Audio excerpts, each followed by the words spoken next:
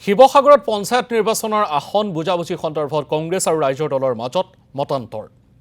কংগ্ৰেছ দলৰ নেতা শুভমিত্ৰ গগৈৰ বিৰুদ্ধে শিৱসাগৰৰ বিধায়ক তথা ৰাইজৰ দলৰ সভাপতি অখিল গগৈয়ে উত্থাপন কৰিছিল কেইবাটাও গুৰুতৰ অভিযোগ। শুভমিত্ৰ গগৈক বিজেপিৰ এজেণ্ট আখ্যা দিছিল অখিল গগৈয়ে। আজি সামাজিক মাধ্যম যোগে ইয়াৰ প্ৰতিক্ৰিয়া প্ৰকাশ কংগ্ৰেছ নেতা শুভমিত্ৰ গগৈয়ে।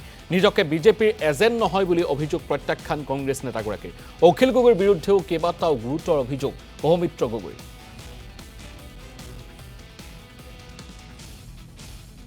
যিজন সন্মানীয় বিধায়ক তেখেতে মোৰ বিৰুদ্ধে এটা এলিগেশ্যন আনিছে যে মই হেনো বিজেপিৰ এজেণ্ট। মই তেখেতক জনাব বিচাৰোঁ যে মই কোনো বিজেপি দলৰ এজেণ্ট নহয়। মই কংগ্ৰেছ দলৰ এজন নিষ্ঠাবান কৰ্মী।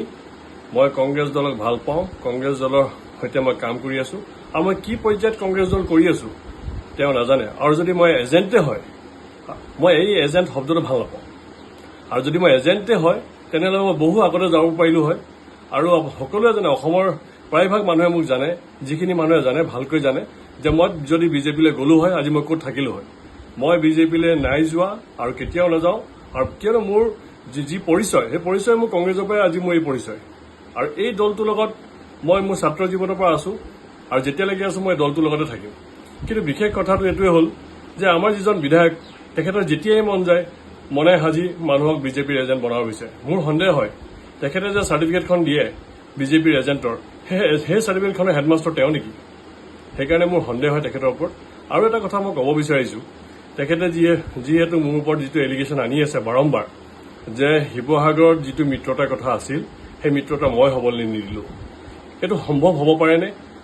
আপোনালোকে সকলোৱে জানে যে আমাৰ এপ্ৰিল মাহৰ 11 তাৰিখে মনোনয়ন পত্ৰ দাখিলৰ শেষ তাৰিখ আছিল। আৰু সেই দিনালৈকে ৰাইজৰ দলৰ কোনো প্ৰতিনিধিয়ে আমাৰ জিলা কংগ্ৰেছৰ বিষয়ববীয়া, আমাৰ জিলা কংগ্ৰেছৰ সভাপতিক যোগাযোগ কৰা নাই। ঠিক 12 তাৰিখে সন্ধিয়া ভাগত মোলৈ এটা ফোন আহিছে আমাৰ জিলা কংগ্ৰেছৰ সভাপতিৰ। তেখেতে মোক কৈছে যে 6টা বজাত শিৱসাগৰ ব্ৰহ্মপুত্ৰ হোটেলত ৰাইজৰ দলে এখন এলায়েন্সৰ মিটিং কৰিব বিচাৰিছে।